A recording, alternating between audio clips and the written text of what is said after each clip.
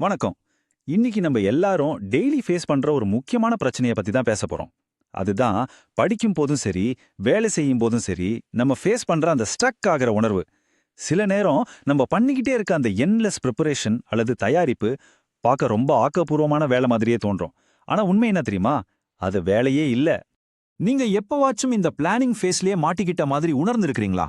தொடர்ந்து ரீசர்ச் பண்றதே, புதுசா கோர்சஸ் வாங்குறதே, இல்லனா உங்க டேபிள் அடுக்குவதிலேயே நேரத்தை செலவழிப்பது. ஆனா உண்மையான வேலையை தொடங்கவே மாட்டோம். இந்த உணர்வு கண்டிப்பா நம்ம எல்லோருக்குமே ஏற்பட்டிருக்கும், இல்லையா? ஓகே, வாங்க இதை கொஞ்சம் ஆழமாக பார்ப்போம். இந்த முடிவில்லாத தயாரிப்பு இருக்கு இல்லையா, அது உண்மையிலே கண்ணுக்கு தெரியாத ஒரு வகையான தள்ளி போடும் பழக்கம். அதாவது நமக்கு நன்றாக தெரிந்த ப்ரொக்ராஸ்டினேஷன். நாம் தகவல்களை தேடுகிறோம்னு நினைச்சிட்டு உண்மையில் நமது வேலைகளிலிருந்து நம்மை நாமே மறைச்சு கொடுத்ததான் நிஜம். இந்த தயாரிப்பு வலையிலிருந்து வெளிவர இந்த தொகுப்புல நாம் 5 விஷயங்கள் பார்க்க போறோம். 1. The fable of Silas. 2. Planners versus doers. 3. Time management lessons. 4. Vocabulary study guide. மற்றும் இறுதியாக 5. The imperfect action checklist. பாகம் 1. சிலஸின் கதை, சரியான தயாரிப்பின் விலை. இப்போ சிலஸ் என்ற ஒரு அறிவாளி யுவகனுக்கான பரம்பரமறிய இரும்பு பெட்டியை பற்றி பார்ப்போம். சிலஸ் தன் தத்துவிடமிருந்து ஒரு பெரிய இரும்பு பெட்டியை பரம்பரமறியாக பெறுகிறான். அந்த பெட்டியில் ஒரு குறிப்பு இருந்தது. இந்த பெட்டிக்குள் உங்கள் எதிர்காலத்தின் விதை உள்ளது. ஆனால் சிலஸ் நல்ல படித்தவன் என்பதால் அந்த பெட்டியில் இருந்த சிக்கலான பூட்டுகளை ஃபோர்ஸ் பண்ணி உடைத்து திறக்க விரும்பவில்லை. அதற்கான மிகவும் சரியான சாவிகளை தேடி தன்னையே ஒரு அறைக்குள் போட்டிக்கொண்டு ஒரு பெரிய ஆராய்ச்சியை தொடங்கினான். இது எப்படி இருக்கிறதுன்னு தெரியுமா? சைக்கிள் ஓட்டுவது எப்படி என்று 10 பெரிய புத்தகங்களை படித்துவிட்டு ஒரு முறை கூட சைக்கிளில் ஏறி மிதிக்காமல் இருப்பதைப் போன்றது. சைக்கிளின் பிசிக்ஸ் மற்றும் மெக்கானிக்ஸை மனப்பாடம் செய்வது எப்படி சீட்டில் உட்கார்ந்து மிதிக்காமல் என்றைக்கும் பயன் தராதோ அதே தவறை தான் சைலஸும் செய்தான். காலங்கள் எப்படி வீணாகுதுன்னு கவனிச்சிங்களா? முதல் நாள் பெட்டி கிடைக்கிறது. 1 முதல் 5 வருடங்கள் தூரமான நூலகங்களுக்கு பயணம் செய்கிறான். 6 முதல் 9 வருடங்கள் வெளிநாட்டு சந்தைகளில் சாவி அச்சுகளை தேடுகிறான். 10வது வருடம்தான் ஒரு இரும்பு கொல்லார், அதாவது ஒரு பிளாக்ஸ்மித் வருகிறார். திங்க் பண்ணி பாருங்க, சில 10 வருடங்கள் ஆக்கப்பூர்வமான வேலை செய்வதாக நினைத்து தன்னை தானே எவ்வளவு பெரிய ஏமாற்றுக்கு ஆளாக்கிட்டான். இப்போ இதில் ரொம்ப சுவாரஸ்யமான விஷயம் என்னவென்றால், அந்த பெட்டியை பற்றிய உண்மைதான். பெட்டியின் முன்புறம் 3 பலமான சிக்கலான போட்டுகள், ஆனால் பின்புறமோ பழைய துருப்பிடித்த பலவீனமான கீழ்கள். படிக்காத அந்த இரும்பு கொல்லார் வந்தவுடனே இந்த வித்தியாசத்தை தெளிவாக கவனித்தார். அந்த பிளாக்ஸ்மித் இந்த பிரச்சனையை பற்றி புத்தகங்களிலெல்லாம் உட்கார்ந்து படிக்கவில்லை. அவர் எடுத்தார் தன்னுடைய கனமான சுத்தியாலை, அந்த துருப்படித்த கீழ்களை அடித்து நொறுக்கினார். உடனடியாக அந்த பெட்டி ஓபன் ஆகிவிட்டது. சில 10 வருடங்கள் தேடிய தீர்வு வெறும் ஒரு சிறிய பலமான செயலில் முடிந்தது. ஆச்சரியம் இல்லையா? 2வது பகுதி, பிளானர்ஸ் வெர்சஸ் டூவர்ஸ். திட்டமிடுபவர்கள் மற்றும் செயல்படுபவர்களை டீகன்ஸ்ட்ரக்ட் செய்வோம். இந்த கதையிலுள்ள 2 கதாபாத்திரங்களை நாம் தெளிவாக ஒப்பிட்டு பார்க்க வேண்டும். இப்போ இந்த போட்டியில் சிலாஸ் மற்றும் அந்த கொல்லார் இருவரையும் ஒப்பிட்டு பார்த்தால் வித்தியாசம் தெளிவாக புரியும். சிலாஸ் தியரி மற்றும் பயத்தோடு தொடர்ந்து எண்ட்லெஸ்ஸாக ஆராய்ச்சி செய்கிறார், சரியான சாவிக்காக காத்திருக்கிறார். ஆனால் பிளாக்ஸ்மித் கரேஜோட உடனடியாக இமீடியட் ஆக்ஷன் எடுக்கிறார். துருப்பிடித்த கீழ்களை தட்டி உடைக்கிறார். முடிவில்லாத ஆராய்ச்சிக்கும் தைரியமான செயலுக்கும் உள்ள உண்மையான வித்தியாசம் இதுதான். 3வது பகுதி, டைம் மேனேஜ்மெண்ட் லெசன்ஸ், தி ஸ்பாயில்டு ட்ரெஷர். சில 10 வருடங்கள் காத்திருந்து அந்த பெட்டியை திறந்த போது என்ன கிடைத்தது?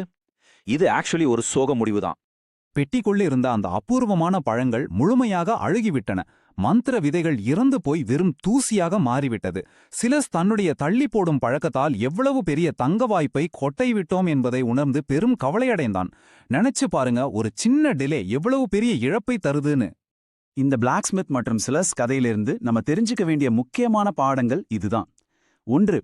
செயல்படுவது அனுபவத்தை தரும், ஆனால் அதிகப்படியான தயாரிப்பு பயத்தை மட்டுமே தரும்.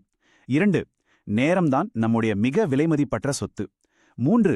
தியரியை விட எக்ஸிகியூஷன் தான் உண்மையான வெற்றிக்கான ரகசியம். 4வது பகுதி, வொகாபுலரி ஸ்டடி கைடு. கல்வியில் தடுமாறும் மாணவர்களுக்காக இந்த கதையிலிருந்து 4 முக்கியமான ஆங்கில வார்த்தைகளை ஞாபகம் வைத்துக்கொள்ள எடுத்துரைக்கிறோம். இது கண்டிப்பா உங்கள் தள்ளி போடும் பழக்கத்தை தெளிவாக புரிந்து கொள்ள உதவும். முதல் வார்த்தை, ப்ரோக்ராஸ்டினேஷன். இதற்கு அர்த்தம் ஒரு செயலை தாமதமாக்குதல் அல்லது தள்ளி போடுதல். சிலசின் தொடர்ச்சியான அந்த படிக்கும் பழக்கம் கூட கண்ணுக்கு தெரியாத ஒரு ப்ரோக்ராஸ்டினேஷனாகத்தான் மாறியது. இரண்டாவது வார்த்தை காம்ப்ளெக்ஸ். இதற்கு பலவிதமான ஒன்றோடு ஒன்று இணைந்த சிக்கலான பகுதிகள் என்று அர்த்தம். சிலர் தன்னுடைய இளமை காலத்தையே எளியதாக முடிக்க வேண்டிய ஒரு வேலைக்கு காம்ப்ளெக்ஸான போட்டுக்களை தேடி அந்த வலையில் மாட்டிக்கிட்டு வீணாகித்தான். மூன்றாவது வார்த்தை எக்ஸிகியூஷன். ஒரு திட்டம், ஆணை அல்லது செயலை ஆக்சுவலாக செயல்படுத்துதல் என்று அர்த்தம். எவ்வளவு சிறந்த திட்டமாக இருந்தாலும் அதை எக்ஸிக்யூட் செய்யும் தைரியம் இல்லாவிட்டால் அது டோட்டலாக பயனற்ற திட்டம்தான் என்பதை எப்பவுமே நினைவில் கொள்ளுங்கள். நான்காவது வார்த்தை ஆப்சலீட். இதற்கு இனிமேல் பயன்பாட்டில் இல்லாத அல்லது காலத்தால் அவுட் ஆஃப் டேட் ஆகி அழிந்து போன என்று அர்த்தம். சிலர் அந்த 10 வருடங்கள் காத்திருந்ததால் பெட்டியில் இருந்த விதைகள் எல்லாம் ஆப்சலீட் ஆகி இறந்து போயின. ஐந்தாவது பகுதி தி இம்பர்ஃபெக்ட் ஆக்ஷன் செக்லிஸ்ட். திட்டமிடும் பிளானிங் ஸ்டேஜை தாண்டி எப்படி வெளியே வருவது? கல்வியில் கஷ்டப்படும் உங்களுக்கான தீர்வு இதோ. இங்க முக்கியமான பாயிண்ட் என்னவென்றால், நீங்கள் முதல் படி எடுத்து வைக்க முழு படிக்கட்டையும் பார்க்க வேண்டிய அவசியமே இல்லை. ஸ்டார்ட் மெஸ்ஸி, அலங்கோலமாக இருந்தாலும் பரவாயில்லை, ஜஸ்ட் தொடங்குங்கள். ஊரில் உள்ள அனைத்து டிராஃபிக் சிக்னல்களும் பச்சை நிறமாக மாறும் வரை நம்ம வீட்டிலிருந்து வண்டியை எடுக்காமல காத்திருப்போமா என்ன? இல்லைதானே? இந்த 3 ஸ்டெப் இம்பர்ஃபெக்ட் ஆக்ஷன் ஒர்க் ஃப்ளோவை உங்க செக்லிஸ்டாக வைத்துக் கொள்ளுங்கள். ஸ்டெப் 1, காம்ப்ளெக்ஸான தள்ளி போடுதல நிறுத்துங்கள். ஸ்டெப் 2, உடனடி செயல்பாட்டில் அதாவது எக்ஸிகியூஷனில் கவனமாக இருங்கள். ஸ்டெப் 3, உங்கள் திட்டங்கள் ஆப்சலேட் ஆகும் முன் உடனே செயல்படுங்கள். முடிவில்லாத ரிசர்ச்சை உடனடி ஆக்ஷனால் ரீப்ளேஸ் பண்ணுங்கள். இதுதான் நம்ம படிக்கும் மாணவர்களுக்கு தேவையான சீக்ரெட். இறுதியாக உங்களை ஒரு சிம்பிள் கேள்வி கேட்க விரும்புகிறோம். முழுமையான திட்டம் ரெடியாகும் வரை காத்திருந்து நீங்கள் மிக நீண்ட நாட்களாக தள்ளி போட்டு இப்போது அழுகிக் கொண்டிருக்கும் அந்த ஒரு ப்ராஜெக்ட் என்ன? இப்போதே அதை கண்டுபிடிங்கள். இன்றே உங்கள் இம்பர்ஃபெக்ட் ஆக்ஷனை தொடங்குங்கள். படிக்கும் உங்கள் பயணத்தில் இது ஒரு சிறந்த தொடக்கமாக அமையட்டும். மீண்டும் மற்றும் ஒரு சிறந்த தொகுப்பில் சந்திப்போம்.